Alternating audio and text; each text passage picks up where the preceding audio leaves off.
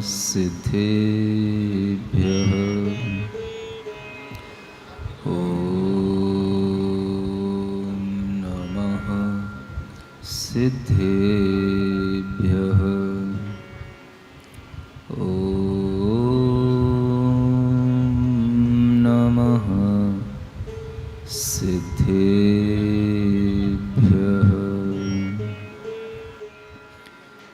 जयतस्तव पार्श्वस्य श्रीमद्भर्तुः पदद्वयं क्षयं दुस्तरपापस्य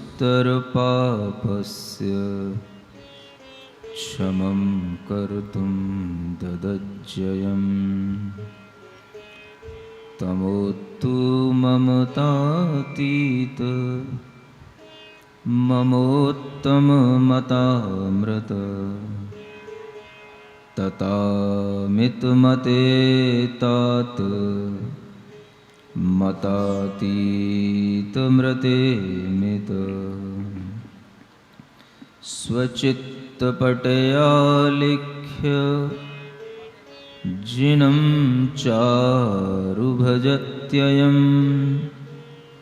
शुचिरूपतया मुख्य मिनं पुरो निजश्रियं मिनं पुरो निजश्रियं।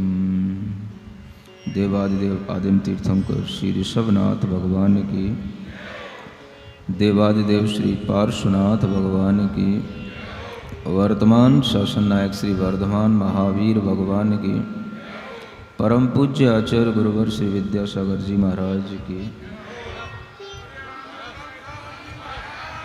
मोह महात्म दलन दिन तप लक्ष्मी भरतार ते पारस परमेश मुझ हो सुमति दातार। वामानंदन कल्पतरु जयो जगत हितकार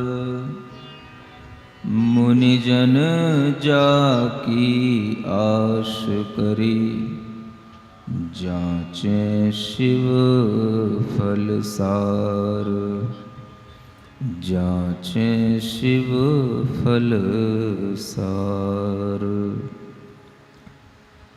भगवान तीर्थंकर पार्श्वनाथ की यह कथा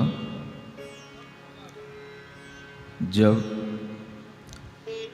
आनंद मुनिराज अपने दिगंबरत्व को धारण किए हुए दिगंबर भेष में 16 कारण भावनाओं को भा करके विहार कर रहे हैं। जगह जगह पर रुकते हैं, तपस्या में लीन रहते हैं, जिन्हें संसार के किसी भी प्राणी से कोई भी विकल्प नहीं है। एक ऐसा जीवन जी रहे हैं जो सिर्फ और सिर्फ अपने लिए होता है। आत्मा के अंदर उन्होंने भावनाओं के माध्यम से पर कल्याण के बीज बो दिए हैं और बीज बोने के बाद में वह उसी तरह निश्चिंत हो गए हैं जैसे एक किसान हो जाता है। किसान अगर समय पर बीज का वपन कर दे और समय पर अगर मौसम साथ दे, बरसात हो जाए, तो बहुत अच्छी फसल समय पर लहलहाती है। ठीक इसी तरह से अच्छी भावनाओं का बीज वपन किया गया और उसके साथ में वह तपस्या का भाव भी चल रहा है और वह तपस्या करते करते जहाँ कहीं पर भी जाते हैं, जहाँ कहीं पर भी विचरण करते हैं, एक अपने आप प्रेम का, अहिंसा का वातावरण उनके चारों ओर निर्मित हो जाता है। एक बहुत ही विचारणीय बात है कि जब बड़े बड़े हिंसक प्राणी भी जन्मजात वैर को धारण करने वाले पशु भी जिनके समक्ष आकर के अपना वैर त्याग कर देते हैं, वहीं पर कुछ ऐसा भी घटित होता है कि कुछ जीवों के साथ में वह वैर, वह क्रोध, वह द्वेष जो चला आ रहा होता है वो नहीं छूट पाता है। अंतरंग की ये ऐसी परिणतियां हैं जो जन्म जन्मांतरों के संबंध के साथ बंधी हुई रहती हैं, और हर आदमी के अंदर जो एक असामान्य क्रोध होता है वो जन्म जन्मांतरों के संबंधों के लिए हुए ही रहता है। क्या शब्द बोला? एक असामान्य क्रोध और एक सामान्य क्रोध। जिनके अंदर सामान्य क्रोध होता है, सामान्य रूप से द्वेष होता है, वो कभी भी किसी भी क्षण अपने आप को बदल भी सकते हैं और वह किसी महापुरुष के सानिध्य में रुक भी जाता है, नष्ट भी हो जाता है। लेकिन जब वही क्रोध की सीमा असामान्य होती है तो वह असामान्य क्रोध बड़े बड़े महापुरुषों के समक्ष भी व्यक्त हो जाता है। और ऐसी स्थिति में जीव का आपस में जन्म जन्मांतरों का जो वैर भाव है, विरोध भाव है, यह चल रहा है, यह देखने वालों को अपने आप समझ में आने लग जाता है। आपको पता है कि जो आनंद मुनिराज अपना जीवन जी रहे हैं, वह जीवन जीते हुए क्या सोच रहे हैं? क्या उनके जीवन में निरंतर चल रहा है और क्या उनके सामने अचानक से कुछ हो सकता है और क्या वो अचानक से भी होने वाली अपनी किसी भी तरह की घटना पर सजग रह सकते हैं? यह तथ्य आपके सामने आने वाला है। होता यह है, हर व्यक्ति अपना जीवन सीधे तरीके से जी रहा होता है, अपना जीवन एक निश्चित तरीके से जी रहा होता है, और हर व्यक्ति के माइंड में कुछ ना कुछ सेट होता है कि नहीं, हमारा जीवन इस तरह से चल रहा है, इस तरह से चलता रहेगा। निश्चितता हर कोई अपने दिमाग में रखता है। हर व्यक्ति अपने लिए आज, कल, परसों, 2 वर्ष, 10 वर्ष, अपने जीवन के अंत तक भी बहुत कुछ निश्चित करके बैठा होता है। लाइफ टाइम की प्लानिंग हर व्यक्ति के दिमाग में रहती है, और जीवन को जितना व्यक्ति निश्चित करके जीवन जीना चाहता है उतना ही वो सोचता है कि मैं निश्चिंत हो जाऊंगा, क्योंकि निश्चितता अगर सामने हो जाती है तो निश्चिंतता भी आ जाती है। जहां पर हमारे दिमाग में हर समय पर निश्चितता रहती है, ऐसा हो जाएगा, उसके बाद में ये हो जाएगा, उसके बाद में ये हो जाएगा, हम अपने आप में बिल्कुल निश्चिंत रहते हैं। लेकिन आप एक दुनिया का जो शाश्वत नियम है उसको भूल जाते हैं, और वह दुनिया का शाश्वत नियम क्या है, इसी को हमें यहां समझना है। इस यूनिवर्स का कुछ, और इस यूनिवर्स में रहने वाली जितने भी द्रव्य हैं, पदार्थ हैं, उन सब के पीछे वो नियम लागू होता है। उस नियम को यदि हम ध्यान में रखेंगे तो हम अच्छे ढंग से जी पाएंगे। निश्चितता बनाने के बावजूद भी वह निश्चितता नहीं हो पाती, और कभी भी वह अनिश्चितता का दौर आ सकता है, आ जाता है। उस समय पर हमारी चिंताएं आसमान छूती हैं, क्योंकि हम एक चीज भूल जाते हैं, परिवर्तन संसार का नियम है। क्या? चेंज जिसको कहते हैं, change is the universal law. यह एक ऐसा नियम है जिसके बिना कोई भी पदार्थ रह नहीं सकता संसार में, कोई भी वस्तु रह नहीं सकती, चाहे वो जीवित हो या मृत हो। चेंज चाहिए। लेकिन जब हमारे जीवन में चेंज हम अपनी तरह से लाना चाहते हैं तो हम अपने आप में निश्चिंत होते हैं। लेकिन जब किसी परिस्थिति विशेष से, किसी और बाहरी कारणों से जब कोई चेंज आता है तो उस चेंज को स्वीकार करने की हिम्मत हमारे अंदर तत्काल नहीं आती है। अगर कोई प्रैक्टिस हमारे जीवन में चल रही होगी तो वो संभव है कि हम उस चेंज को एक्सेप्ट कर सकें।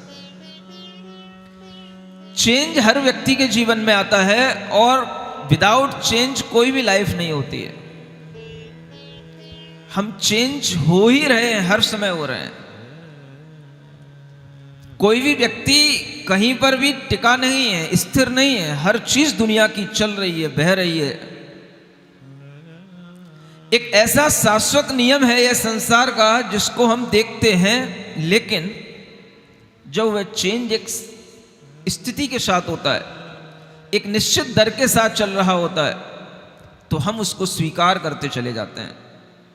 लेकिन जब कोई चेंज अचानक से आता है, अचानक से कोई चेंज हमारे जीवन में आकर के आघात पहुंचाता है, तो उस समय पर हम डर जाते हैं, उस समय पर हम विचलित हो जाते हैं, उस समय पर हम अपने से बहुत दूर हट करके व्यथित हो जाते हैं। ये चेंज को आज हमें समझना है। हमारी कोई तैयारी इस चेंज के साथ है कि नहीं? हर व्यक्ति जीवन में कुछ चेंज करके भी आनंद महसूस करता है। हर व्यक्ति जीवन में चाहता है कि हमारे जीवन में कुछ चेंज होता रहे, स्थान भी चेंज हो जाए, माहौल भी चेंज हो जाए, लोग भी चेंज हो जाएं, हमारा एंजॉय करने के तरीके भी चेंज होते रहें और हम हमेशा चेंज के साथ भी आनंद लेते रहें। ये भी एक हमारी मेंटेलिटी रहती है। लेकिन ये सब चेंज हमने निश्चित कर रखे हैं अपने दिमाग में। हमारे साथ नए नए लोग हों, हमारे साथ नए नए भोजन की डिशेज हों, हमारे साथ में नए नए एंजॉय करने के तरीके हों, वो तरीके जो होने चाहिए वो सब हमारे दिमाग में सेट हैं। अगर उन तरीकों से वो चीज़ें हमारे लिए बाहर से आती हैं तो हम अपने आप को बड़ा प्रसन्न महसूस करते हैं, खुश महसूस करते हैं। लेकिन जब कोई चीज़ें हमारे सामने ऐसे आ जाएं जिन्हें हमने कभी सोचा ना हो, तो वह चेंज फिर हमारे लिए सहन करने योग्य नहीं होता है।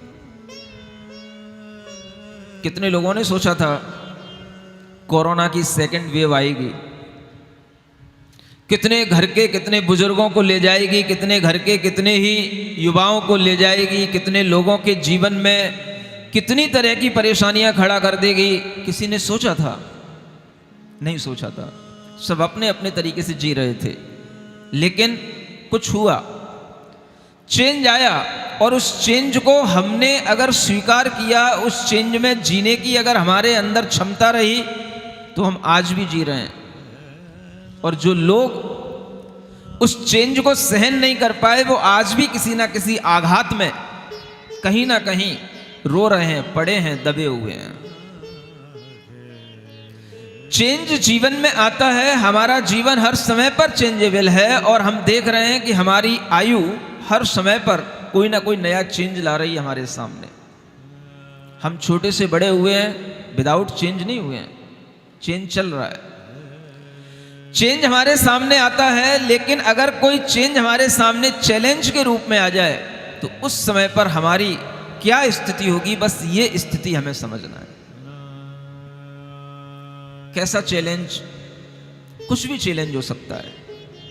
आप जिनके सहारे जी रहे हो, जिस बिजनेस के सहारे जी रहे हो, अचानक से उस बिजनेस का सब कुछ बिगड़ जाए। अचानक जो लोग आपके सामने हैं वो सब आपके लिए एकदम से विपरीत बन जाएं। अचानक से आपके समक्ष जितने भी लोगों का सहारा है वो सहारा सारा का सारा छूट जाए। आप कल्पना भी नहीं कर सकते हो ऐसा चेंज अगर कभी आपके सामने आ जाए और आप उस समय पर अपने आप को संभाल पाएं। ये तैयारी अगर आपकी होगी तभी संभव है।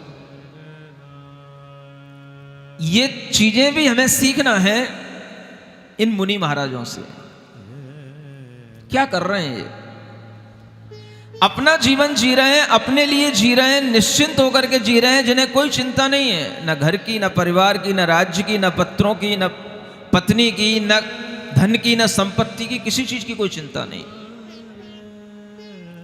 फिर भी जब तक कुछ अपने साथ में रहता है तब तक कुछ ना कुछ चिंता का विषय बन सकता है, बन जाता है। अगर आप अकेले भी हैं तो भी आपके लिए कुछ नहीं है, तो अपने शरीर की चिंता तो हो ही जाएगी।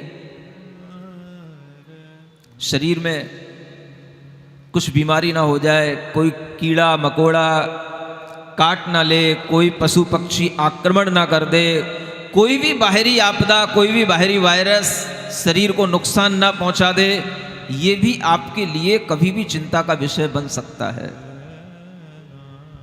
सुन रहे हो? हाँ तो बोलो। ऐसा लगता सो से जाते हो। नहीं नहीं महाराज, बहुत सोच में पड़ जाते हैं कि आप क्या कहने वाले हैं। थोड़ा जागृत होकर के सुने, जागृत होकर के समझें, प्रसन्नता के साथ हर चीज को समझने की कोशिश करें।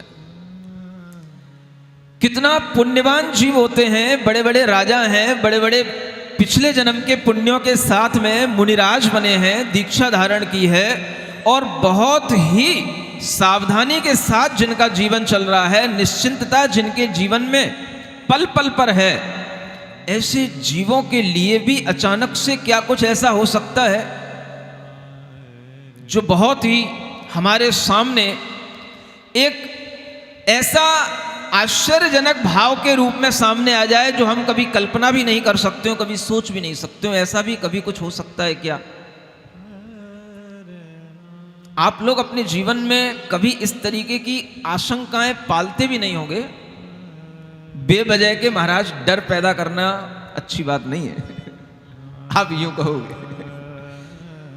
मान लो हम आपसे कहें कि यहां पर आप बैठे हो, अचानक से कोई भी एक जानवर आ जाए, एक शेर आ जाए और आपके ऊपर दहाड़ता हुआ, आपको लपेटता हुआ लेकर के चला जाए, आप कभी सोच सकोगे?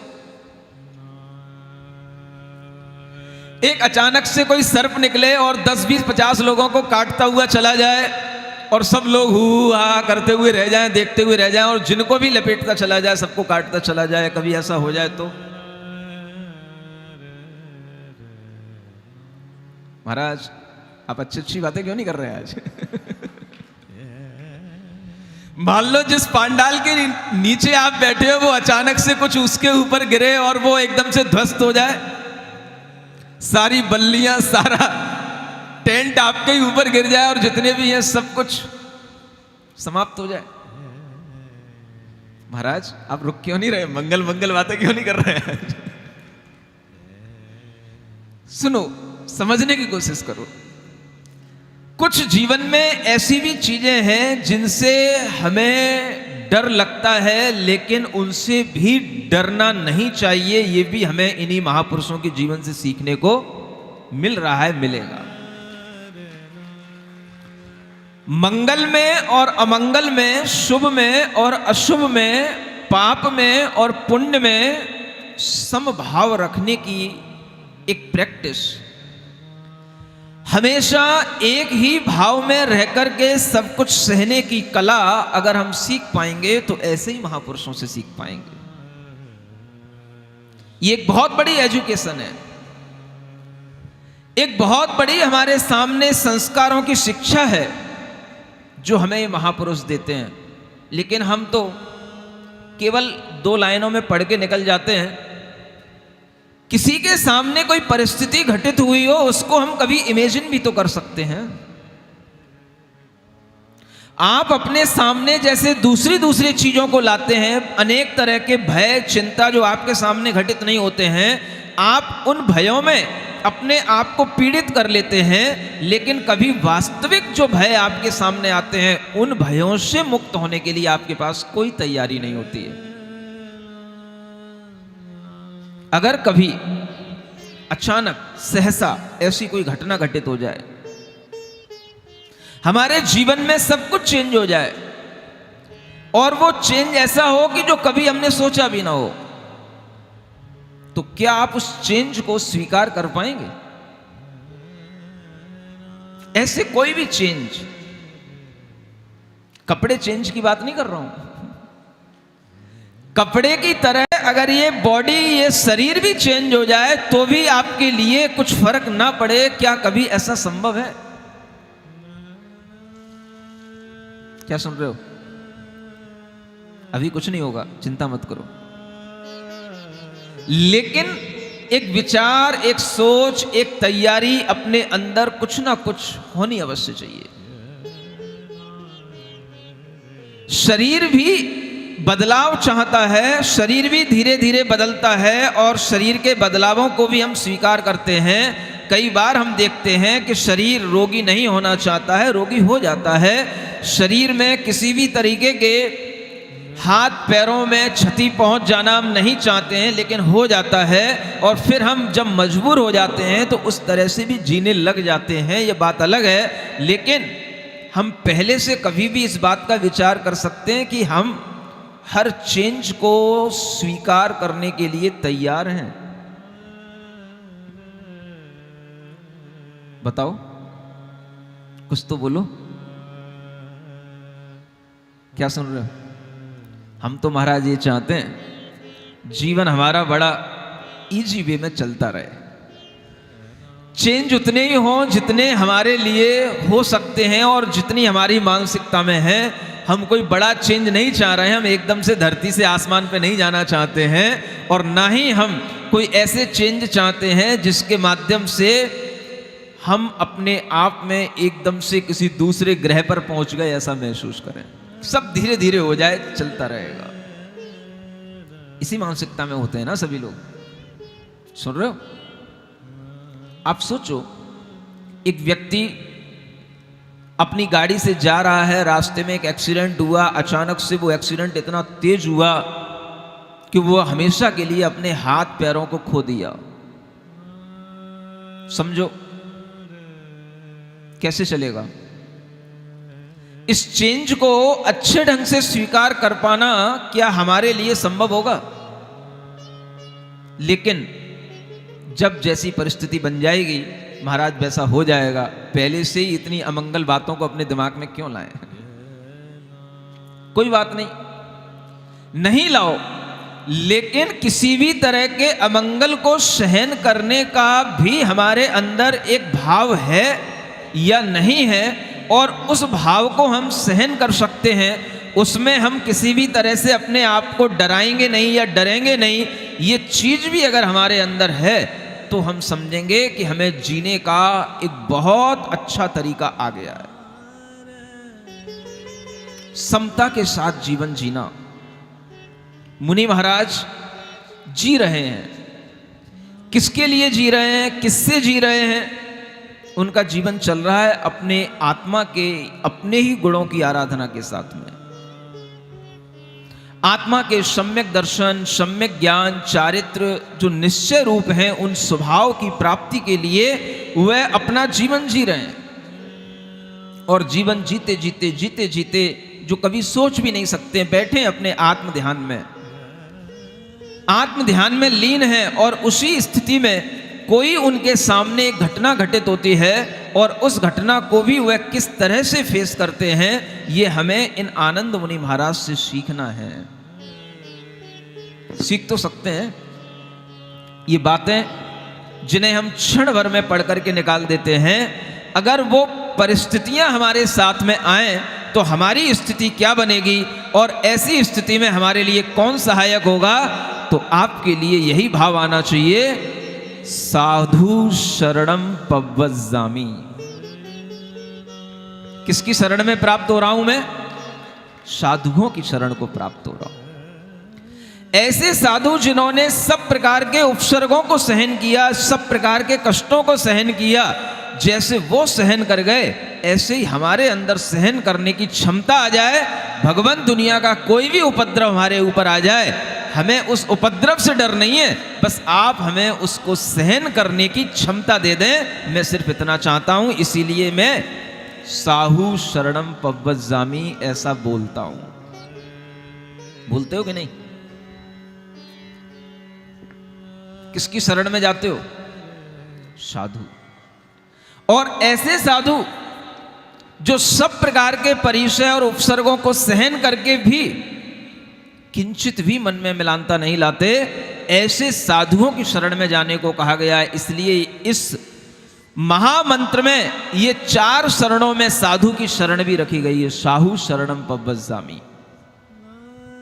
अरिहंतों की शरण से तो हमें केवल ज्ञान मिलेगा, सिद्धों की शरण से तो हमें केवल अपने स्वरूप का भान मिलेगा, लेकिन साधु की शरण से हमें ताकत मिलेगी, शक्ति मिलेगी उस स्वरूप को प्राप्त करने की और हर कष्ट को सहन करने की। इसलिए साहू शरणम पव्वज्जामि ऐसा कहा गया है।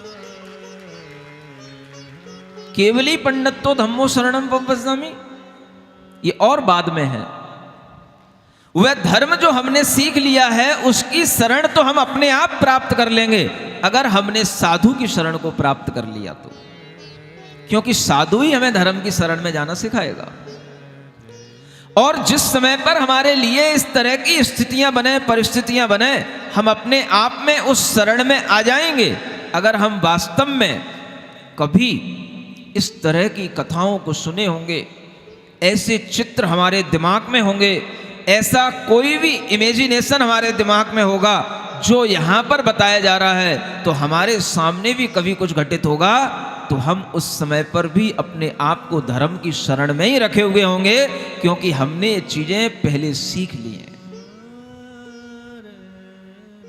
ऐसा क्या है महाराज जो आप इतना ज्यादा भूमिका बना करके हमें सिखाने की कोशिश कर रहे हैं? हमें कहीं और से नहीं कुछ सीखना है, इसी में जो होने वाला है वही हमें सीखना है, और हमें भगवान पारसनाथ की कथा से ही सीखना है। आनंद मुनि महाराज का जीवन जो चल रहा है, कल जहां हमने छोड़ा था, जिनके गुणों का वर्णन करने पर कोई भी समर्थ नहीं हो सकता और जिनके गुणों का कोई पार नहीं है, ऐसे वो गुण क्या हैं जिसके कारण से हम उनकी शरण में जाते हैं? वो केवल पारसनाथ भगवान के जीवन का ही गुण नहीं है, उनके और जन्म जन्मांतर तक भी जो वो साधु बनते रहे वो भी गुण हैं उनके, जिन गुणों की आराधना करके हमारे अंदर भी वो सामर्थ्य आ सकती है। पढ़ते हैं उन भावनाओं को, देखते हैं कि आज क्या होने वाला है ऐसा जो हमारे जीवन में बिल्कुल अप्रत्याशित हो। चेंज उनके जीवन में आने वाला है, आनंद मुनि महाराज के जीवन में, लेकिन वो चेंज एक चैलेंज के साथ सामने आ रहा है, और उस चैलेंज में भी वह कितना अपने आप में दृढ़ रहते हैं, ये हम आगे की इस कथा से सुनते हैं। मंगल भवन अमंगल हारी पारसनाथ जगत हितकारी, सुख संपत सब ही घर आवे, के जन गावे। एक दिन आते क्षीर बनांतर ठाड़े मुनि वैराग भरे, पौन परिसों से नहीं कांपे मेरु शिखर ज्यों अचल खड़े। सोमर नरक कमठ चर पापी, नाना भांति विपत्ति भरी, तिस ही कानन में विकटानन, पंचानन की देह धरी। देख दिगंबर के हरि को प्यो, पूर्व भवांतर बैर दयो, धायो दुष्ट दहाड़ तत्क्षण आन, अचानक कंठ गयो। तीखे नखन विदारे काया, हाथ कटोरन खंड करे, बाकी दाड़न सो तन भेदे वदन भयानक ग्रास भरे। यो पशुकृत पर चंड परी, सह समभावन सो साधु सही, क्रोध विरोध ही ये नहीं, अन्यों पर मछिमा और माज बही। धन धन श्री आनंद मुनीश्वर, धन यह धीरज भाव भजे, ऐसे घोर उपद्रव में जिन योग जुगत सो प्राण तजे। अंत समय पर जंत तपोधन, शुभ भावन सो नहीं चये, आनत नाम स्वर्ग में स्वामी सुरगण पूजित। ओम अरहम नमः, ओम अरहम नमः, ओम अरहम नमः, ओम हर हम नमः, ओम अरहम नमः। नमः ओम अर्हं नमः ओम अर्हं नमः। Always remember, nothing in life that is great is easy. If it was easy, that it would not be great. क्या सुना आपने? आप सोचते हो जीवन में सब कुछ इजी वे में हो। अगर सब कुछ इजी होगा, you will not be a great person. अगर जीवन में कुछ ग्रेट चाहिए, ग्रेट मैन होना है, ग्रेट बनना है, तो आपको कुछ ऐसी भी चीजों से गुजरना पड़ेगा जो इजी वे में नहीं हो रही हैं, लेकिन आपके सामने चैलेंज के रूप में आ रही हैं। आपको उन्हें स्वीकार करना होगा। एक मुनि महाराज बैठे हैं सभी तरह के परिसरों को सहन करके, जिन्होंने अपने शरीर से भी ममत्व को त्याग करने की साधना की है, और उस साधना के बाद में उनके लिए उस साधना का परिणाम मिल रहा है, फल मिलने वाला है। लेकिन फल कभी कभी अपने आप से नहीं मिलते हैं, दूसरों के सहयोग से मिलते हैं। पूर्व जन्म का वह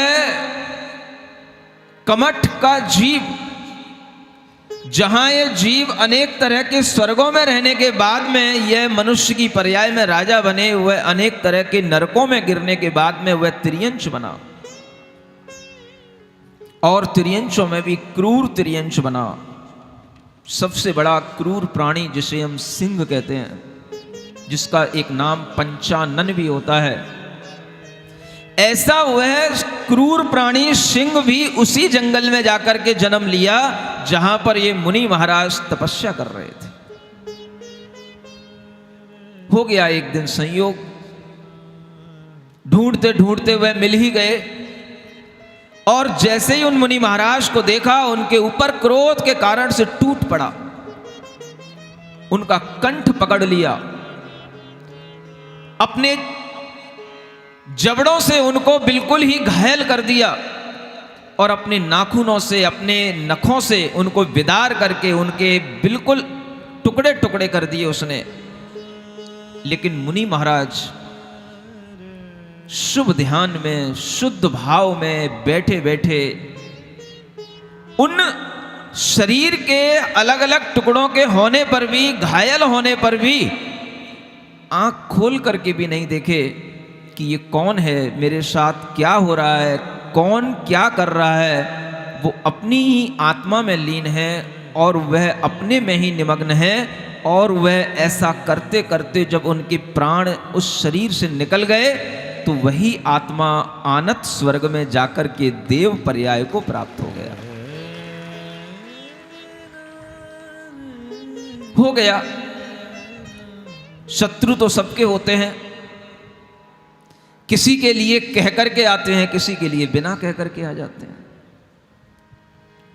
किसी के लिए इसी जन्म में बनते हैं, किसी के लिए जन्म जन्म के बने हुए होते हैं। पता नहीं होता कि कौन शत्रु कब किस समय पर क्या आक्रमण कर दे, किस तरह की हानि पहुंचा दे, और किस तरह का चेंज हमारे जीवन में आ जाए, चैलेंज बन जाए, लेकिन हम उसको स्वीकार कर सकें।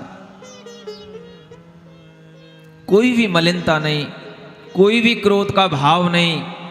पता है अपने अंतर ज्ञान से कि ये जीव कहां से आ रहा है, क्या कर रहा है, लेकिन फिर भी कोई दुर्भाव नहीं, क्षमा भाव। ये कहलाती है वीरों की क्षमा। जो सब कुछ करने में समर्थ हो सकते हैं, लेकिन फिर भी अपना प्रतिकार नहीं करते, अपने लिए कुछ नहीं करते, ऐसे वह मुनि महाराज जब इस तरह की क्षमा भाव धारण करते हैं, तो उस क्षमा के परिणाम से, उन शुभ भावों के परिणाम से 12वें स्वर्ग से भी ऊपर कि स्वर्गों में जाकर के उनका जन्म हुआ। एक क्षण में ही सब कुछ चेंज हो गया। इधर सब शरीर का खून पड़ा है, वह सिंह देख रहा है कि मैंने क्या कर दिया, लेकिन जो हो गया वो सब हो गया, किसी को कुछ नहीं मालूम। और वह आत्मा जिसने यहाँ पर 16 कारण भावनाएं भाई थी, तरह तरह के संस्कार अर्जित किए थे, वो सारे संस्कारों को प्राप्त करके वो आत्मा स्वर्ग में आसीन हो गया। सोचो साथ में क्या जाएगा, क्या साथ में जाता है, क्या साथ में जाता है? दो ही चीजें साथ में जाती हैं, धर्म और कर्म, और कुछ साथ में नहीं जाता।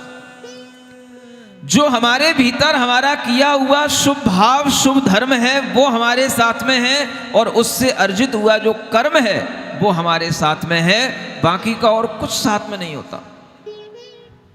और इस तरह की घटनाएं कईयों के साथ घटती हैं।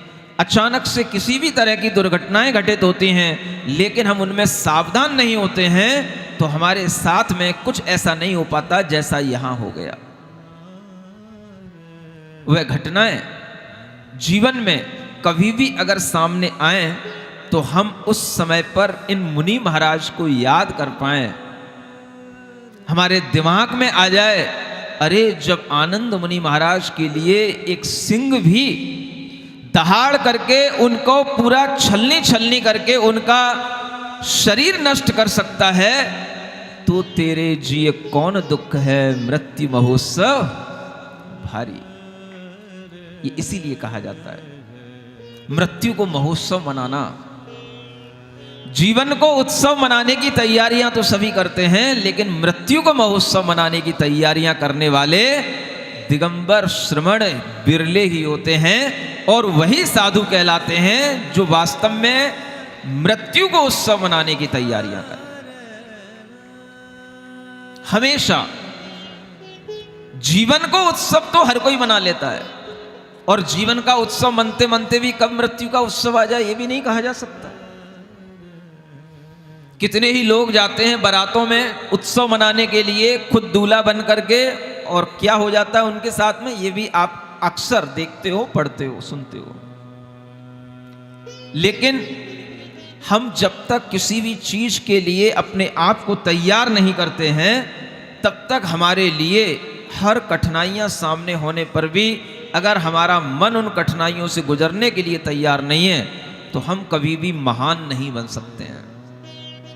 ये आत्मा अगर महान बनेगी अगले जन्म में तो इसी बात से बनेगी कि इस आत्मा ने ऐसा कुछ कर लिया जो जन्म जन्म में नहीं किया था, और इस जन्म में इस आत्मा ने इतनी क्षमता भाव रखा कि एक सिंह का उपद्रव भी सहन कर लिया, और एक चीत्कार भी मुंह से नहीं निकली, चीख भी नहीं निकली। सुन रहे हो?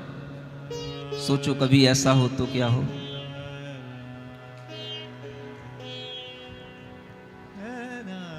सोचो आप हो, आपके सामने एक सिंह आ जाए और सिंह आपके ऊपर बिल्कुल दहाड़ने ही वाला हो, उस समय आप क्या करोगे? महाराज अब मैं क्या करूंगा, जो कुछ करेगा वही करेगा। लेकिन उस समय पर भी कुछ करने के लिए अपने अंदर होता है। आपने देखा होगा एक वीडियो वायरल हुआ था कुछ दिनों पहले, कुछ साल पहले की बात है, जब एक व्यक्ति कहीं पर ऐसे ही जो ये चिड़ियाघर होते हैं, जू होते हैं, वहीं कहीं घूमने गया था। समझ आ रहा था? किसी वॉल पे चढ़ा होगा, फिसल गया होगा, वो उसी जगह जाकर के गिरा जहां पर एक सिंह जो है कई सालों से जो है बैठा था। और चूंकि वो जू के अंदर था तो उसको बहुत कुछ, मतलब सिंह जैसी वृत्ति भी उसके अंदर बहुत दिनों से प्रैक्टिस में नहीं थी। मतलब एक दहाड़ना, मारना, ये सब जो सिंह की क्रूअल एक्टिविटी होती है वो सब उसके अंदर से एक तरीके से संस्कारों में भी नहीं रही थी। ऐसा कुछ उस सिंह को देख करके लग रहा था। जब वो व्यक्ति गड्ढे में गिर पड़ा, सिंह सामने था, वो बहुत देर तक सिंह बैठा रहा, वो उसको देखता रहा, लेकिन व्यक्ति वो इतना डर गया कि मेरे सामने शेर। अगर आप उस टाइम को देखें तो वो टाइम बहुत था, वो अगर चाहता वहां से भाग करके निकल सकता था, वहां से दौड़ सकता था, लेकिन उसके हालात इतने खराब हो गए कि वो कुछ सोच भी नहीं सकता। वहां सिंह को अपनी तैयारी करने में भी बहुत टाइम लगा, क्योंकि जो पालतू सिंह होते हैं उन्हें कुछ करना नहीं होता, उनके सामने वो टुकड़े डाल दिए जाते हैं, जो जू में रहते हैं वो वैसा ही कर लेते हैं। उनके अंदर की एक जो आदत होती है शौर्य दिखाने की, मतलब जैसे आप कोई एक्सरसाइज करते हो उससे पहले वार्म अप होने की जो एक आदत होती है वो भी चली गई थी उसके अंदर से। अब ऐसी स्थिति में जब वो व्यक्ति सामने है और उसके लिए टाइम भी है, ना वो अपने लिए कुछ अच्छा कर सका, ना अपने बचने के लिए कुछ कर पाया, और वह केवल चीखता रह गया जब तक कि वह अपनी तैयारी करता रहा। उसने एकदम से उसकी गर्दन पकड़ी, झपट्टा मारा और उसको ले गया एक जगह। सुन रहे हो? कभी उसने सोचा था मेरे साथ ऐसा होगा?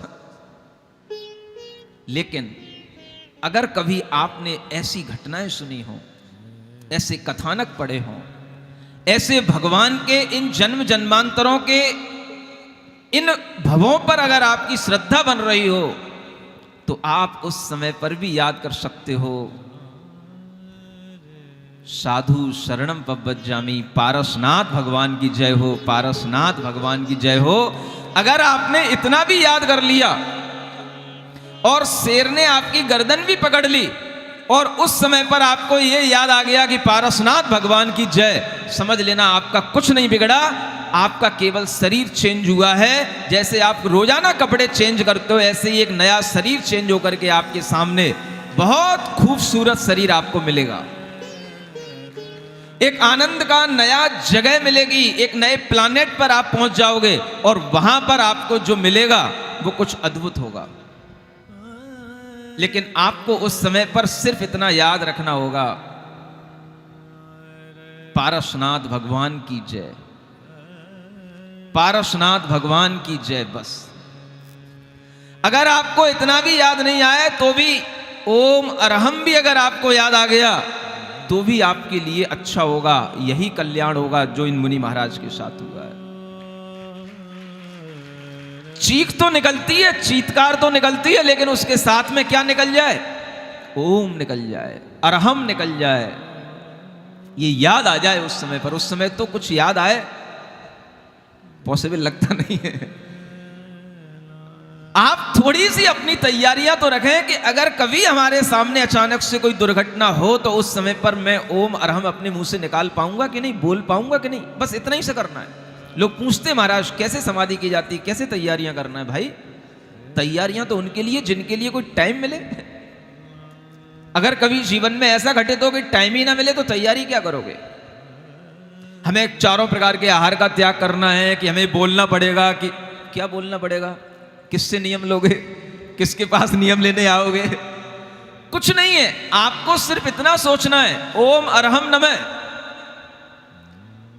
भीतर से एक भाव लाना है, मेरी आत्मा ही बस मेरा है, शरीर भी मेरा नहीं। वो अपने आप आपको भाव आ जाएगा, मैं शरीर छोड़ रहा हूं, मैंने शरीर छोड़ दिया। बस इतना सा भाव।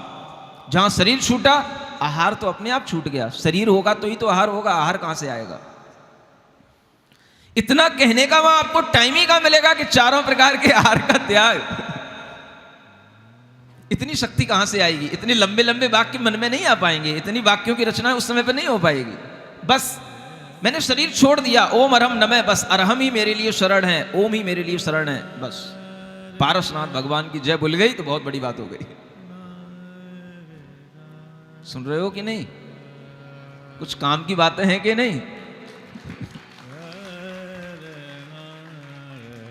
ऐसी बातें, ऐसे संस्कार, ऐसी शिक्षा अगर हमारे जीवन में घटित हो गई तो समझ लेना कि आपके लिए आगरा यूनिवर्सिटी तो क्या, दुनिया की जो बड़ी बड़ी यूनिवर्सिटियां हैं उनमें भी पास होने के बाद में आपको वो शिक्षा नहीं मिलेगी जो आपको इस पारसनाथ कथा की शिक्षा से आपके अंदर वो ज्ञान की प्राप्ति होगी। क्या पढ़ोगे यूनिवर्सिटी में? क्या दिखाई देगा? डिसेक्शन के अलावा क्या सीखते हो वहां? समझ आ रहा है? उन्हीं कंकालों में ही उलझे रहते हो। लेकिन रियल लाइफ में किसी भी तरीके का चैलेंज अगर हमारे सामने आता है और इस तरीके का चेंज हमारे सामने आता है तो हम उसको कितनी हिम्मत से एक्सेप्ट कर पाते हैं, ये हमें ऐसे महापुरुषों की कथा सुनने से ही प्राप्त होगा। अब देखते हैं कि वह क्या होता है, कहां क्षण भर में वह जीव जाकर के जन्म लेता है। अगर जीव ने सबके प्रति क्षमा भाव रखा है, तपस्या की है, तो उस तपस्या का फल क्या मिलेगा? मरना तो शेर को भी है, वो भी कभी मरेगा, वो भी मर गया और ये भी मर गए, और इन दोनों के लिए कोई भी अगर अगले जन्म में भी सुख नहीं है, तो फिर इस तरह की तपस्या करना और न करना दोनों बेकार है। समझ में आ रहा है? ये बात आपसे बहुत पहले भी कही थी, और इसी बात को हम आगे देखते हैं कि आगे जो वर्णन है, ये सब ऐसे इस लोक के अंदर ऐसी जगह हैं, ऐसे स्थान बने हुए हैं, स्वर्ग लोकों के ऐसे विमान हैं जो व्यवस्थित ढंग से बने हुए हैं, और उन विमानों में उत्पत्ति होने के तरीके, जन्म लेने के तरीके और वहां पर जीवन जीने के तरीके अपने आप में अलग होते हैं। ये तरीके हम यहां पर डिटेल से अब सुनने की कोशिश करेंगे। सब कुछ चेंज हो चुका है। अब हम कहां पहुंच गए? स्वर्ग में पहुंच गए। स्वर्ग लोक वर्णन लिखो, यथाशक्ति सुख रीत, धर्म धर्म के फल विषय, ज्यों मन उपजे प्रीत। मंगल भवन अमंगल हारी, पारसनाथ जगत हितकारी। सुख संपत सब ही घर आवे, पारस कथा विक जन गावे। चंद्रकांत मूंगा मणिमयी, नाना वर्ण भूमि वर्णई। रात दिवस को भेद न जहाँ, रतन उदोत निरंतर कहाँ। मणि कंगुरे कंचन प्राकार, औड़ी परिखा ऊंचे द्वार। तोरण तुंग रतन ग्रह लसे, ऐसे सुरग लोकपुर बसे। चंपक पारिजात मंदार, फूलन फैल रही महकार। चैत बिरछ दे बड़यो सुहाग, ऐसे सुरग रवानी बाग। विपुल वापिका राजें खरी, निर्मल नीर सुधामय भरी। कंचन कमल छई छबिनार, मानिक खंड खचित सोपान। कामधेनु सोहे सब गाय, कल्प वृक्ष सब ही तरुराय। रतन जाति चिंतामन सब, उपमा कौन सुरग को पबे। गान करें कहीं सुर सुंदरी, वन बीथनी बैठी रस भरी। कहीं देव धन वनिता संग, लीला मन विचरे मन रंग। मंद सुगंध बहे नितवाय, पहु परैनु रंजिक सुखदाय। आदि में न कबहि होय, ताप तो सार न व्यापे कोय। ऋतु की रीत फिरे नहीं कदा, सोम काल सुखदायक सदा। छत्र भंग चोरी उत्पात, सुपने नहीं उपद्रव जात। ईत भीत भूचाल न होय, वैरी दुष्ट नदी से कोय। रोगी दोखी दुखिया दीन, दीर्घ ऐसे गुण संपत्तिहीन। बढ़ती अंग विकलता नहीं, ये सब स्वर्ग लोक में नहीं। सहज सोम सुंदर सरभंग, सब आभरण अलंकृत अंग। लंछन लांछित सुरभि शरीर, रिद्ध सिद्ध मंदिर मन धीर। काम स्वरूपी आनंद कंद, कामिनी नेत्र कमलिनी चंद। वदन प्रसन्न प्रीति रस भरे, विनय बुद्धि विद्या आगरे। यो बहुगुण मंडित स्वयमेव, ऐसे सुर जैसे स्वर्ग निवासी देव। कुछ समझ आया? क्या समझ आया? वे स्वर्ग जिनकी भूमियां चंद्रकांत मणियों की बनी हुई होती हैं, रत्नों से बनी हुई, जहां पर हमेशा दीवालें होती हैं और रत्नों के प्रकाशों से ही वह सारे के सारे स्वर्ग अलंकृत रहते हैं। अनेक तरह की वहाँ पर कामधेनु भी होती हैं और कल्प वृक्ष भी होते हैं, जो आपने केवल नाम मात्र से पढ़ रखे हैं। कामधेनु गाय, कल्प वृक्ष, ये या तो भोग भूमि में होते हैं या इन स्वर्गों में होते हैं। और इस तरह के अनेक प्रकार के वहाँ पर स्थान बने होते हैं, उपवन होते हैं, बाग बगीचे होते हैं, सब तरह के मनोरंजन के साधन जो आप यहाँ पर आर्टिफिशियल बनाते हो, वहाँ पर हमेशा नेचुरल वे में बने रहते हैं।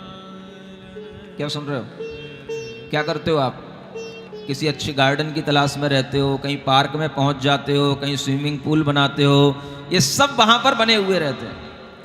और जो अच्छे से अच्छा आनंद आपके लिए मिल सकता है, उस सबके लिए वहाँ पर व्यवस्था रहती है।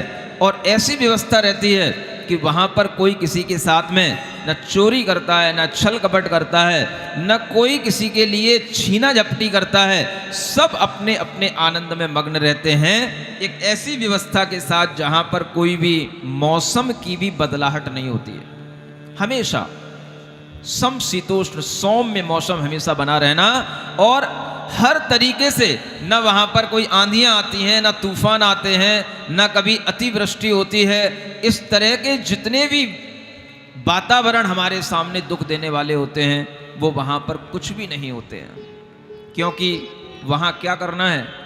वहाँ सिर्फ पुण्य का फल भोगना है। आप पूछोगे महाराज कैसे पता पड़ेगा कि हम वहाँ ऐसे फल भोग लेंगे, हमें वहाँ ऐसा स्वर्ग मिलेगा? ये तो आप वैसे ही कल्पनाओं की बातें बता रहे हो। समझ आ रहा है? ऐसा भी तो प्रश्न आ सकता है ना। मैंने आपसे बहुत पहले भी एक प्रश्न किया था इसी बात को लेकर के, कि बस आप अपने दिमाग में एक प्रश्न ये लाओ कि अगर हमने अपने जीवन में कोई भी अच्छे काम किए हैं, व्रत किए हैं, तप किए हैं, तो उसका फल हमें कहाँ मिलेगा? और अगर हमने अपने जीवन में कोई पाप किए हैं, हिंसाएं की हैं, दुराचार किए हैं, तो उसका फल हमें कहाँ मिलेगा? सब चीजें आपको हाथ पर लेकर के नहीं दिखाई जा सकती हैं, और कोई भी साइंस कभी भी हर चीजें आपको हाथ पे लेकर के नहीं दिखा देता है। वो कहता है, बताता है, आप उस पर विश्वास करते हैं। इसी तरह से जिन्होंने अपने अंतर ज्ञान में और जिन सर्वज्ञों ने हमें ये चीजें बताई हैं, हमें इस पर विश्वास करना होगा। आज आप चंद्रमा पर पहुंच गए, मंगल पे पहुंच गए, सूरज पे पहुंच गए, कोई पहुंच के देखा है क्या वहां पर? किसी ने कह दिया है, हमने मान ही तो लिया है। वही बात आपको यहां पर भी कही जा रही है, बताई जा रही है, और लॉजिकली बताई जा रही है कि आप सोचें, अगर आपके पास सोचने की क्षमता है तो। अच्छाई का फल हमें कहां मिलेगा? पुण्य का फल हमें कहां मिलेगा? और बुराई जिसने की है उसका फल उसे कहां मिलेगा? तो ऐसे स्थान जहां पर आदमी अपने पुण्य कर्म का फल भोगता है उसी को स्वर्ग कहते हैं, और ऐसे स्थान जहां पर अपने पाप कर्म का फल भोगता है उसी को नरक कहते हैं। और ये सब स्थान मरे बिना देखने को मिलेंगे नहीं। हाँ, ये बहुत पुरानी कहावत है, मरे बिना स्वर्ग नहीं। जिंदा में स्वर्ग नहीं दिखता है। अब आप कहो कि हमें इसके लिए मरना पड़ेगा, तो मरना तो सबको ही पड़ेगा। मरने से पहले अगर हम अच्छे कर्मों के साथ मरेंगे तो ये स्वर्ग हमारे सामने होंगे, अगर हम बुरे कर्मों के साथ मरेंगे तो नरक हमारे सामने होंगे। इसलिए मरना बड़ी चीज नहीं है, लेकिन हम किस ढंग से मरे हैं, हम क्या करके मरे हैं, ये बहुत बड़ी बात है। तो ये ध्यान में रखना है कि स्वर्ग कभी भी मरे बिना दिखाई नहीं दे सकते हैं, और पंचम काल में तो और नहीं दिखाई दे सकते हैं। समझ आ रहा है? चतुर्थ काल में तो देवी देवता ये सब आते भी थे, मिलते भी थे, बातचीत भी करते थे, कुछ ना कुछ दे भी जाते थे, ले भी जाते थे। अभी अपन इतने कम पुण्य वाले जीव हैं कि कोई अच्छे देवी देवता अपनी हेल्प करने नहीं आते, कोई भी बड़े देवी देवता अपने फिक्र ही नहीं रखते। बोले यार सबको अपनी अपनी जिंदगी जीने दो, क्या करना है। और अगर कोई आएंगे तो वो आसपास कोई व्यंतर शरीर के देवता होंगे, तो वो जरूर तुम्हारे घर में ही जो मरे वो वहीं के वहीं कोई जन्म ले लिए, तो वो जरूर तुम्हें रातों में सपनों में दिखाई देंगे। वो कभी जरूर तुम्हें भूत बाधा बन करके दिखाई देंगे, भूत व्यंतर बन करके सामने आ जाएंगे। बस ये तो आ जाएंगे, लेकिन जो अच्छी क्वालिटी के देवता होते हैं, जितनी बड़ी क्वालिटी का बड़ा ऊंचा देव होगा वो उतना ही इस धरती पर नहीं आता। वो अपने ही महल में रहता है, अपने ही विमानों में रहता है। और इसी तरह की स्थितियां जब वहां पर बनती हैं तो वहां पर 16 स्वर्गों तक देवों के साथ देवियां भी होती हैं। सहस्रार स्वर्ग ये 12वें स्वर्ग का नाम है। यहाँ लिखा हुआ है कि उनका जन्म आनत नाम के स्वर्ग में हुआ। ये आनत, प्राणत, आरण और अच्युत ये 13वें, 14वें, 15वें और 16वें स्वर्गों के नाम हैं। तो हम ये समझ सकते हैं कि वह पारसनाथ भगवान का जीव 13वें स्वर्ग में जाकर के जन्म लिया है और वहां पर देवों के साथ देवियां भी रहती हैं। और वो सब कैसी होती हैं, थोड़ा यहां पढ़ लेते हैं। ललित वचन लीलावती, शुभ लक्षण सुकुमाल, सहज गंध सुहावनी, यथा मालती माल, शील रूप लावण्य निधि, हाव भाव रसलीन, सीमा सुभग श्रृंगार की, सकल कला परवीन, निरत गीत संगीत सुर, सब रस रीत मझार, कोविद होय सुभावते, सुरग लोक की नार। समझ आ रही है भाषा? महाराज आप ही समझाओगे, समझ नहीं आ रहा। क्या सुन रहे हो? ललित वचन लीलावती, हमेशा मनोहर वचन बोलने वाली, आपकी घर की स्त्री की तरह नहीं, कभी भी आंख भौं टेढ़ी कर ले, समझ आ रहा है, कभी भी कुछ भी बकने लग जाए, ऐसा नहीं। ललित वचन, हमेशा मनोहर वचन बोलने वाली। लीलावती, लीला हमेशा ऐसे लगे कि लीला ही कर रही है, समझ आ रहा है। और उसको कुछ काम तो होता नहीं, वहां कुछ चौका बर्तन तो करना नहीं होता, वहां कुछ खाना पीना तो कुछ होता नहीं, बच्चे तो पालने नहीं होते, हमेशा लीला ही करनी होती है वहां। ऐसी लीलाओं को धारण करने वाली, शुभ लक्षण सुकुमाल, सहज सुगंध से भरी हुई जैसे मालती की बेल हो, शील का रूप लावण्य की निधि, हाव भावों से भरी हुई, सौभाग्य की, श्रृंगार की जितनी भी सीमाएं हो सकती हैं वो सब लांघने वाली, और हमेशा सकल कलाओं में प्रवीण, संगीत में, गीत में, सुर में हमेशा लीन रहने वाली, और सब प्रकार के स्वभाव को धारण करने वाली स्वर्ग लोक की ऐसी रानियां, ऐसी देवियां होती हैं।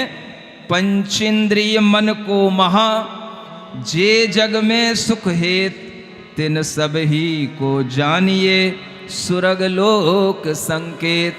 5 इंद्रियों और मन को सुहावनी लगने वाली, अच्छी लगने वाली जितनी भी चीजें हो सकती हैं वो सब चीजें तुम्हें वहीं पर मिलेंगी।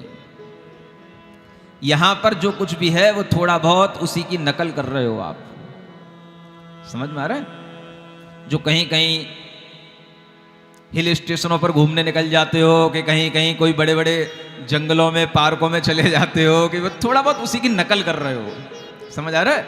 किसी वृक्ष के नीचे बैठ गए, कुछ हंसी मजाक कर ली, कुछ थोड़ा सा आनंद ले लिया, कुछ चाय कॉफी पी ली, ये थोड़ा थोड़ा सा खाना पीना, रस, ये सब नाच गान सुन लिया, ये सब थोड़ा थोड़ा उसी की नकल है, समझ आ रहा है। भरपूर कहां मिलेगा? वहीं मिलेगा। वो कब मिलेगा? जब मरोगे तब मिलेगा। लेकिन कैसे मरोगे तब मिलेगा? ऐसी पारस कथा सुनते सुनते भी अगर मरण हो गया तो भी नियम से आपको ऐसा ही देवगति की पर्याय मिलेगी। इसीलिए आपने देखा होगा कि लोग भावना करते हैं कि महाराज मरण समय पर बस आप सामने हो और प्राण तन से निकले। क्यों? क्योंकि साधु का दर्शन, धर्म का श्रवण जिस समय पर मरण हो रहा हो उस समय पर अगर करने को मिल जाए तो नियम से वह जीव पुण्य आत्मा जीव होगा और उस जीव को ही ऐसी देवगति की पर्याय मिलती है। इसलिए भजनों में भी यह भावना रहती है, जब प्राण तन से निकले आपका दर्शन सामने हो। इस तरीके की भावनाएं क्या बताती हैं? यही भाव बताती हैं। महिलाएं अक्सर गाती रहती हैं लेकिन ध्यान नहीं देती हैं, है ना। प्राण तन से निकले उस समय उनसे पूछो क्या याद आता है जब पेट में दर्द होता है तो।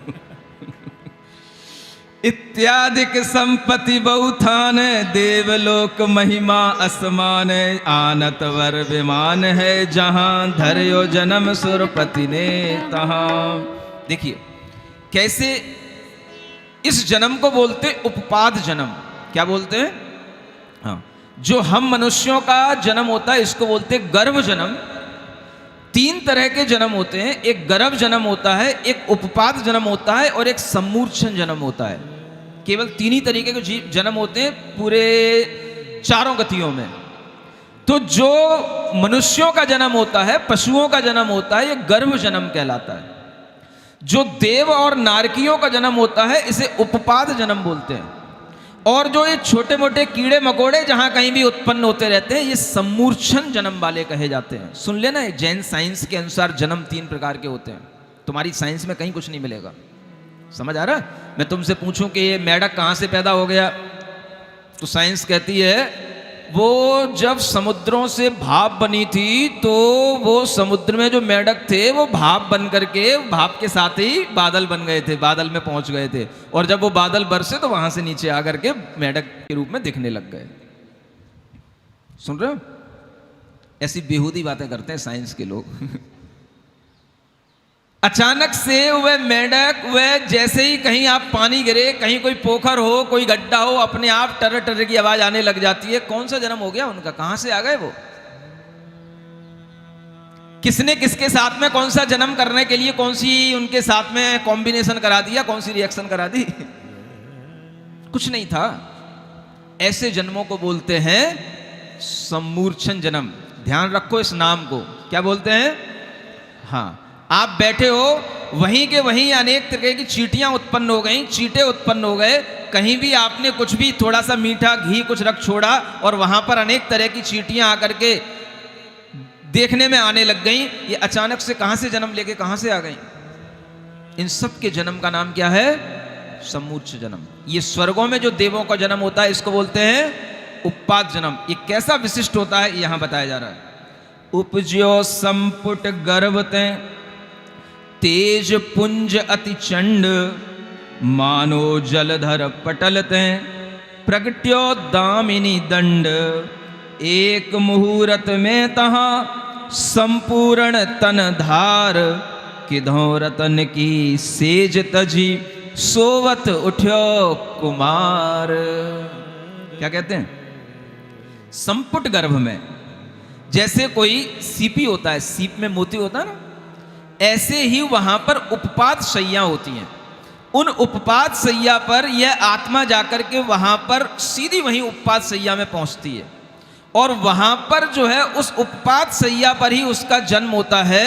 और जन्म के समय पर एक अंतर मुहूर्त में ही उसका शरीर पूरा बन करके तैयार हो जाता है। एक अंतर मुहूर्त मतलब विदिन 48 मिनट्स। ये तो बहुत ही लंबी टाइम की लिमिट बता दी। आप उसको सेकंडों में ही समझें, मिनटों में ही समझें कि वो आधा मिनट, एक मिनट के अंदर वह पूरा जीव एक सुंदर नव यौवन से सहित राजकुमार की तरह बन करके बैठ करके वहां पर बिल्कुल तैयार मिलेगा। जब तक यहां से आप अपनी तो कौन उठाएगा, दूसरे की अर्थी नहीं उठा पाते हो, तब तक तो वो वहां पर क्या बन गया? राजकुमार नव यौवन से सहित देवता बन करके वो वहां बैठ जाता है। और कैसे? जैसे मेघों से बिजली निकलती है ना, जलधर पटलते प्रकट्यो दामिनी दंड। दामिनी माने बिजली होता है। जैसे मेघों से बिजली सी निकलती है, कौंधती है, बस ऐसे ही वहां पर इतना ही समय लगता है और वहां पर वह जीव उपपाद शैया पर एकदम से वह राजकुमार की तरह देवता बन करके वहां पर बैठ जाता है। कोई भी कष्ट नहीं उठाने पड़ते गर्भ के। यहां 9 महीने लगते हैं गर्भ में रहने में, उसके बावजूद भी साबुत निकल आओ, बड़ी बात है। नहीं समझ में आ रहा है? हाँ, क्या हो जाए कुछ पता नहीं।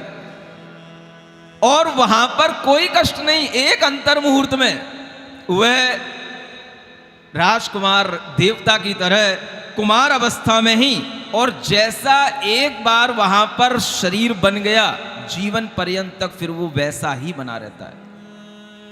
न कोई वहां पर लंबाई बढ़ती है, न वहां पर कोई बुढ़ापा आता है, न कोई रोग होते हैं, न किसी भी प्रकार का कुछ होता है। एक बार में ही वह जैसा बन गया वैसा ही हमेशा जीवन पर्यंत तक बना रहेगा। इतनी जल्दी वहां जन्म होता है।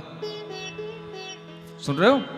क्योंकि सुख मिलना है, गर्भ में भी दुख मिलता है, इसलिए गर्भ के भी कष्ट वो नहीं झेलता है। जीव सुख में जीने के लिए उपवास सैया पर वह जन्म लेता है, लेकिन वो उपवास सैया देवों की ही उपवास सैया होगी। नरकों में भी ऐसा जन्म होता है, लेकिन वहां पर तो कुछ अलग तरीके की व्यवस्था है।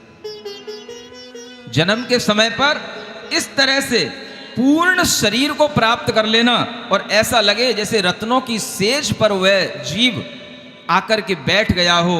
मण किरीट माथे दिपे आनन अधिक स्वरूप, कानन कुंडल जगमगे पावन कटक अनूप, भुज भूषण भूषित भुजा ये हार छवि देत, अंग अंग इत्यादि बहु सब आभरण समेत।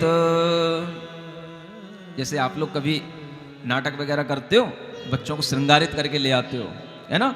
ऐसे ही पूरा श्रृंगारित किया हुआ, मुकुट लगे हुए, कुंडल पहने हुए, बाजूबंदों से सजे हुए, अच्छे अच्छे रत्नों के आभूषण पहने हुए, पाँव में भी पैनियां पहने हुए, हाथों में अच्छे कंगन पहने हुए, वह देवता सजा धजा वहां पर बैठ जाता है। समझ आ रहा है? शरीर बनता है, थोड़ी ही देर में वहां पर सब देव लोग आकर के उसको सजा देते हैं। सब तैयारी में बैठे हैं स्वागत करने के लिए। जैसे नरकों में स्वागत अलग तरीके के होते हैं, ऐसे ही देवगति में स्वागत करने की तैयारियां अलग होती हैं। जैसे आप लोग अभी तैयारी में बैठे हैं स्वागत करने के लिए। समझ आ रहा है? ऐसे पुण्य से ही मिलता है कि भाई दूसरे लोग वेट करें। क्या समझ आ रहा है? अगर आपने किसी को कहीं पर जाने का अपॉइंटमेंट दे दिया है और आपके लिए कोई वेट कर रहा है, तो आप समझें कि आप कुछ हैं। क्या सुन रहे हो? लेकिन ये तभी होगा जब आपके भीतर कुछ होगा। समझ आ रहा? बाहर से तैयारियां नहीं होती हैं, तैयारियां भीतर से होती हैं। जब आदमी कुछ बनता है, कुछ करता है, जब आदमी के अंदर कोई अपने ही क्वालिटी होती है, तब उसको इस तरीके के माहौल मिलते हैं। और फिर वहां पर जब इस तरह से वह सज धज करके बैठ जाता है, तो देखो कैसे फिर वहां पर समय गुजरता है, क्या वहां का माहौल होता है। पढ़ते जाना। मंगल भवन अमंगल हारी, नाथ जगत हितकारी, सुख संपत सब ही घर आवे, मानस कथा भवित जग गावे। शनय शनय देखे दिश सही, लोचन कोर कान लग रही, विस्मयवंत होय मन तामे, वही कौन आयो किस धाम। अहो कौन यह उत्तम देश, सकल संपदा कंचन के मंदिर मणि जरे, जी से दिव्य। कहते हैं धीरे धीरे वह अपनी दिशाओं को देखने लग जाता है, उसकी आंखें चारों ओर देखने लग जाती हैं कि हम ये कहाँ आ गए, कौन सा धाम है ये, कौन सा देश है। यहाँ पर ये सकल संपदाएं दिख रही हैं, चारों ओर ये स्वर्ण के ही महल बने हुए हैं, अप्सराएं जहाँ पर चारों ओर भरी दिख रही हैं, और यह उत्तम शरीर अनेक प्रकार की चमक के साथ में सुशोभित है। ऐसी सभा मंडप के बीचों बीच में मैं बैठा हुआ कौन हूं। सुन रहे हो? ऐसा अद्भुत नज़ारा होता है क्षण भर में, और इस तरह के नज़ारे आपके लिए मिलते रहें। ऐसी भगवान से प्रार्थना करने के लिए आप निरंतर रटते रहो। ओम अरहम ओम अरहम ओम अरहम बोल, ओम अरहम ओम अरहम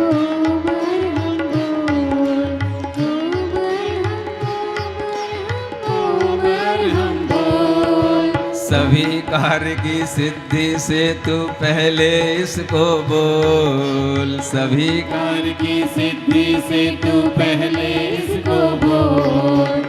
ओम अरहम ओम अरहम ओम अरहम बोल। जिसने भी यह मंत्र पढ़ा, जिसने भी यह मंत्र पढ़ा, दुख सारा ही दूर किया। उसने भी इसको ध्याया सुख का पारावार हुआ। जिसने भी इसको ध्याया सुख का पारावार लिया, सुख का पारावार लिया। इसकी महिमा इसकी शक्ति नहीं सका कोई तौल। इसकी महिमा इसकी शक्ति नहीं सका कोई तोल। ओम अरहम ओम अरहम ओम अरहम बोल। ओम अरहम ओम अरहम ओम अरहम बोल। ओम अरहम ओम अरहम ओम अरहम बोल। ओम अरहम ओम अरहम ओम अरहम बोल। चलिए, एक काम जो सुना है कि कल यहाँ पर बहुत से लोग आहार देने की तैयारियां कर रहे हैं कि हम मुनि महाराज को आहार देंगे। मेरे मन में एक विचार आया है कि आहार देना अच्छी बात है, लेकिन आहार देने के साथ साथ कुछ मन में इस तरीके के भी कुछ बंधन होने चाहिए जिससे आपकी रक्षा लंबे समय तक हो सके और आपके लिए यह रक्षाबंधन वास्तव में एक अंतरंग का उल्लास का त्योहार बन जाए। क्या सुन रहे हो? रक्षाबंधन का मतलब ही है कि आप किसी बंधन में बंधेंगे तो आपकी रक्षा होगी। सुन रहे हैं? लेकिन आप तो बिल्कुल मुक्त रहना चाहते हो। नहीं महाराज, बंधन में तो बंधने से हमें डर लगता है। ऐसे डरने वाले कितने लोग हैं? अगर आपने आज पारसनाथ भगवान की कथा सुन ली, इतने बड़े बड़े उन्होंने शरीर के भी त्याग कर दिए, इतने बड़े बड़े परिचय सहन कर लिए, तो अगर हम छोटी छोटी सी भी कुछ नियमावली के साथ में अपने आप को बांधने की कोशिश करेंगे तो हमें लगेगा कि यह बंधन ही धर्म का बंधन होगा और इसी बंधन से आपकी रक्षा होगी और इसी बंधन से आपके लिए साधु की शरण हमेशा बनी रहेगी। सुन रहे हो? हाँ तो बोलो। कितने लोग चाहते हैं कि मैं किसी बंधन में बंध करके ही रक्षाबंधन मनाऊंगा? सब चाहते हैं। मैंने आपके सामने कुछ एक लिस्ट बनाई है और वो लिस्ट भी एक छोटी सी बेटी लेकर के आई थी, अपने लिए लेकर के आई थी, लेकिन मुझे लगा कि लिस्ट इतनी अच्छी है कि इसको सब लोगों को बताना चाहिए और सब लोगों को इसी लिस्ट के बंधन से बंधना चाहिए। क्या बात। बहुत कुछ ज़्यादा कठिन चीज़ें नहीं है, जो नॉर्मल चीज़ें हैं जो आपके लिए जीवन में काम आने वाली वो तो सब आप करो, लेकिन जो चीज़ें गलत हैं, जो आप अपनी बाउंड्री से बाहर जाने वाली चीज़ें हैं, उन चीज़ों पर अगर आप कंट्रोल करेंगे तो वह बंधन आपके लिए अच्छा रक्षा बंधन के रूप में बनेगा और आपकी रक्षा के रूप में ही ये बंधन आपको दिए जाएंगे। चाहोगे? बिल्कुल। मुनि महाराज के कितने मूल गुण होते हैं? 28। सुन रहे हो? उन 28 मूल गुणों से बंधने के लिए आपको 28 चीजों की एक लिस्ट दी जा रही है कि जो चीजें आपके खाने पीने में आ सकती हैं, आती होंगी, लेकिन अगर आप ध्यान से सुनेंगे तो हो सकता है कि बहुत से लोगों के लिए तो वो नाम ही परिचित में ना हो, किसी ने कभी सुने भी ना हो, लेकिन फिर भी वो चीजें आपके लिए अगर ध्यान में रहेंगी तो आप उनका नियम ले सकते हो, संकल्प ले सकते हो। सुना दूं? 28 के 28 फॉलो करने होंगे, है ना? पूरे मूल गुण आपको 28 जैसे मुनि महाराज के होते हैं, ऐसे 28 नियम। कब तक?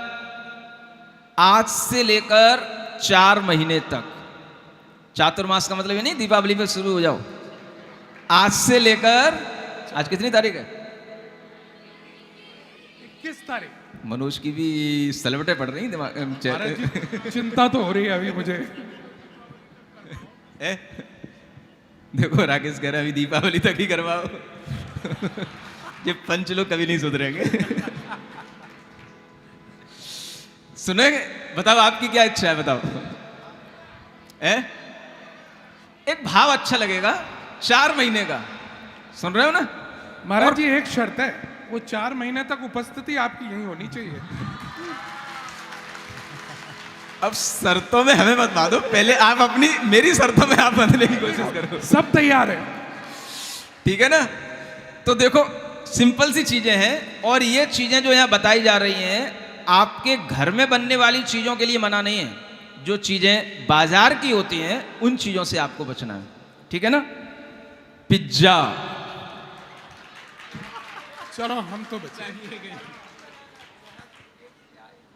हाँ पिज्जा है ना, burger, patties, chow mein, spring roll, momos, McPuff, Manchurian, honey, Red Bull, Chinese fried rice, chow mein roll, donuts, tacos, egg, pastry cake, Maggi, mushroom, Sting, beer and wine, paan मसाला।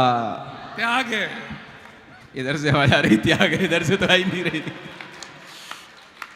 सुन रहे हो, ये लिस्ट आप पंच लोग वहां चिपका देना, अभी पूरी नहीं हुई है। Bidi and cigarette, pasta, yogurt, mayonnaise, tobacco और कोल्ड ड्रिंक्स। समझ आ रहा है? कोल्ड ड्रिंक्स में सब कुछ है, जानते हो ना आप? हाँ, वैसे भी ये सब चीज़ें खाने पीने के योग्य नहीं होती हैं। अपने घर में जो चीज़ें बनती हैं, अपने घर में जो चीज़ें अच्छी से अच्छी बन सकें, आप उन्हें खाइए, उनका सेवन कीजिए, कोई दिक्कत नहीं। और बाहर की चीज़ों को लाकर के भी आप घर में, जैसे मैगी के मसाले होते हैं या पिज्ज़ा के भी जो बेस चीज़ें होती हैं जो घर में ला करके आप बनाते हो, वो भी आप बचने की कोशिश करें, है ना। जो चीज़ शुद्ध तरीके से घर पे ही बने आप उसी के लिए बनाएं। और अपनी जो शुद्ध जैन बेकरीज हों उन पर भी अगर कोई चीज़ बनती है और आपके लिए विश्वसनीय है तो वो भी चलेगी। लेकिन ये सब जो लिस्ट जो पैकेट फूड के रूप में आपके बाज़ारों में मॉल में मिलती है, इससे आपको बचना होगा। बताओ कितने लोग चाहते हैं? Very simple. और वाह, है ना। चलिए, लोग वैसे डर रहे थे, डरा रहे थे, लेकिन यहाँ पर सब लोग बहुत बढ़िया हैं, सबको बहुत बहुत अच्छा आशीर्वाद, ठीक है ना। ये 28 आइटम्स आपके लिए 4 महीने के लिए इनको अवॉइड करना है। और उसके बाद अगर आपका मन बने तो फिर आप हमेशा के लिए भी इनसे बच सकते हैं। ये आपकी अपनी इच्छा शक्ति के ऊपर होगा। जरा तालियां बजा दीजिएगा।